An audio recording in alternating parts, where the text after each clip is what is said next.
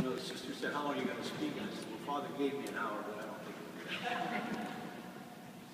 First of all, I want to thank everyone for coming. We certainly appreciate this. You know, 96 years old. You make a lot of friends in life, and most of my mother's friends are deceased. So all of these are representative friends of my brother and myself, and our families or friends from the churches, etc. Most of you probably read the obituary and saw the information that was printed, which reflects my mother being born in Ravenna, Ohio, the daughter of Rose and Ralph Dussman, with 2 sisters who lived there and graduated from Ravenna High School.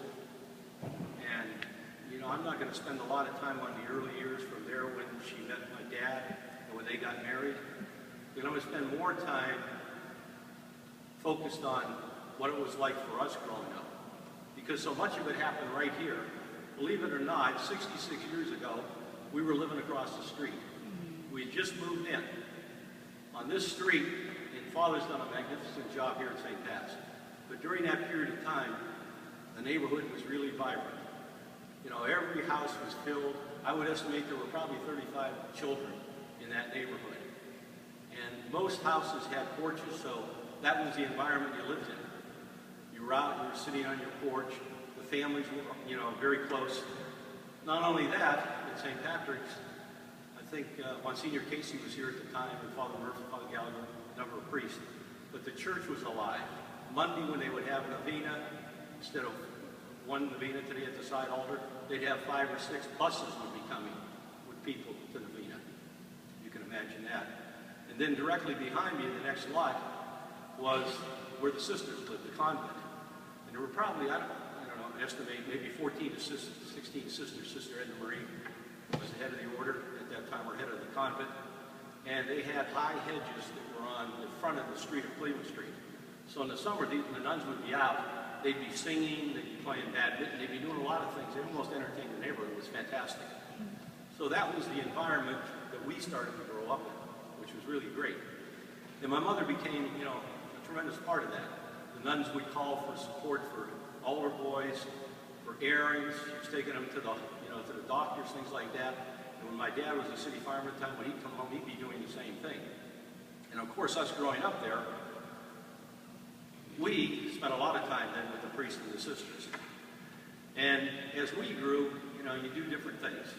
So at one point in time, my brother and I were both, you know, we had a paper route. It was Cleveland Street. And so on Sundays, we would get up at 4:45, walk up to the corner of Cleveland and Hillman, go down one block to Kenmore, and get the papers. Well, my mother was always concerned. She didn't feel comfortable, you know, it's dark, etc. She'd always go with us. We'd get up there, she'd pull the wagon down, and we would be taking the papers to the houses. I mean, it was, you know, it was fantastic. And we would always race, my brother and I, which would cause my mother to have to move a little faster. When we get done, we'd immediately come here to Mass at 5:30 in the morning. And I typically remember Father Gallagher most of the time. He'd be there.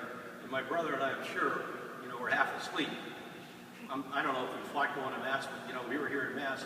I always remember his brother, Bert Gallagher. He'd come up the aisle, because many times the servers didn't show up, and he'd look at us and he'd go. That was a signal we were going to be on the altar. So after Mass, we'd go home across the street. My mother would have the eggs, the bacon, you know, the home fries. I mean, it was just phenomenal. And we would use that same wagon then to go down to the Pius Street Market, where we'd get, you know, the produce and the groceries and everything. And, you know, it was just a great experience growing up. I mean, the friendships in the neighborhood, etc. Then as we, you know, grew, we then moved out. We moved out to the south side. We moved over to Avondale, and our friendships then began in school and everything else. And I'll never forget, one of my friends, my mother had gone back to school.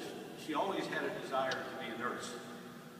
Her 2 sisters, one sister, Margaret, was a nurse, and her older sister, Donna, you know, wasn't a nurse, but my mother and Donna were close, and my mother always had that desire, so she decided she wanted to go become a practical nurse. So she would, you know, get up in the morning, we were going to Mooney, she would come home at night, she'd have to make the meal, cook the meal, and then study, you know, till midnight or so. And I'm sure as 2 boys, we weren't too helpful. I don't remember doing too many dishes. Maybe we did them, but I don't remember it. But during that time, she also got engaged with the friends that we had. And she always enjoyed life. She enjoyed sports. She enjoyed a lot of different things. And one of the things, I had a good friend at Wellington who was running a football pool. You know, a bunch of the same 25 guys were in this pool. And she said to me, you know, she's watching what I'm doing. She said, I wonder if I could play in this. So I called Ed up and I said, hey, Ed, do you mind if my mother plays? Because we need another slip here. No, I don't mind. Well, she never looked at the records or anything, you know. She knew the colors. She heard names on TV. She might know a player's name. She's picking. The first 2 weeks in a row, she wins. He calls me up. He said, if your mother wins this week, she's out of here. That was the deal. So her life then, she became the practical nurse, and she goes to St. Elizabeth's Hospital. Now, her sister Margaret, being older, was the head nurse in delivery. And my mother was a nurse in maternity. So that meant she was in a nursery line.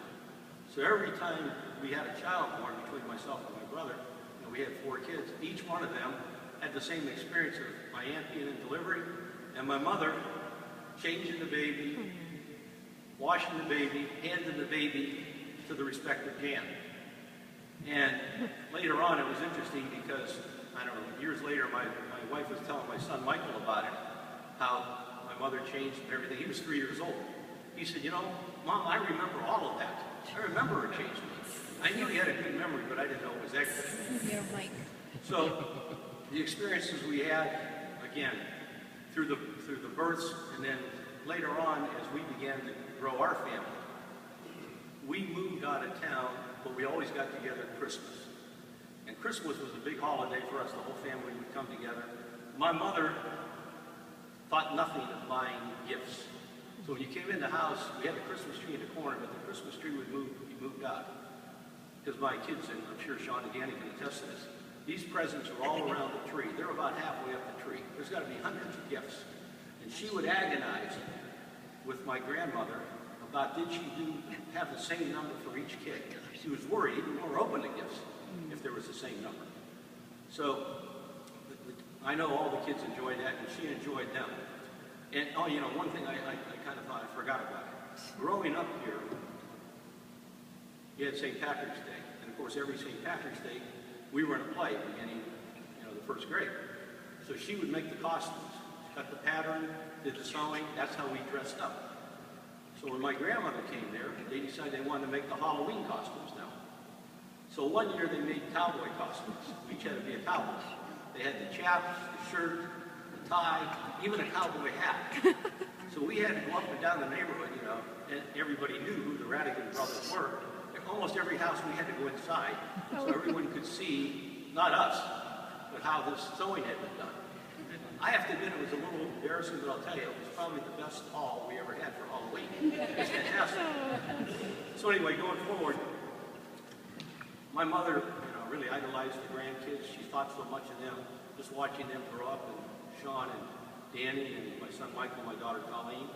And then, of course, later on, now we've begun to have grandkids, great-grandkids. And it's the same thing there.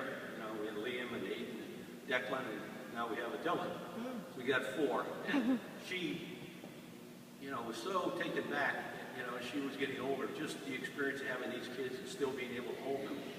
And I can remember my daughter got married 8 years ago in New York City.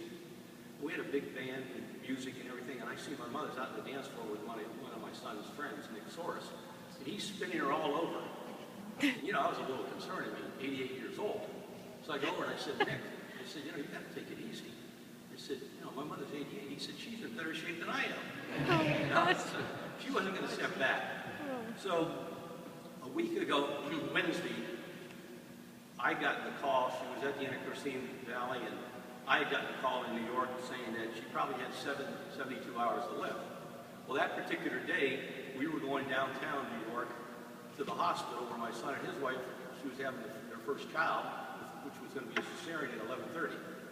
So I didn't say anything. We went down, we welcomed the baby, Dylan, and then we came that night. And then the next day, Dan and I were together, and, you know, a couple interesting things. You know, we met with hospice, and I can't say enough about my brother. I mean, all these years he was home, so he was there with my mother all the time. When my mother went to in a Christine Valley, there wasn't a day that he probably didn't call or stop by. I spent a lot of time on the phone with her. I'd always say at the end, Mom, love you. Sometimes she'd say, love you. Most of the time she'd say, me too. And it was kind of comical. But my brother and I are there, and we're talking, and I don't know, it's maybe 2 or 3 days after we had spoken to hospice, they gave us a book and talked about the passing and what you should expect, and it was excellent. And then they called us in and said, you know, what she's really looking for is for you to say your goodbyes. That's what she needs. So we spent an hour each talking to her, letting that happen. I don't know why. We come back and we're standing there talking, and well, one of us was a choir boy and one was an altar boy. So this will give you a good example. So all of a sudden, simultaneously, Dan's next to my mother, I'm next to her, we start, you know, M is for the million things you gave me. T is for, remember? O is for, we went through the whole mother song. And when we got all done, I noticed my mother was a little agitated. Well, I took it that she probably liked the music. But then I started thinking about it. Maybe that was the opposite reaction. Maybe she didn't like it. So we immediately got down in and we said the rosary together with her. And it was tremendous, really calming for her. And both my brother and I said the same thing. So in the end, she died very, very peacefully. And I would say that, you know, to me, most of it all started here with the church, with the school, with the people in the community. We had a strong, family. My mother believed in everybody being together. She loved having the family together. So she was a wonderful mother. And I know now that she's on a new journey. And I know for one thing, I don't have to worry about her reaching the destination. So thank you very much. Thank you, Bob. Man. Jerry.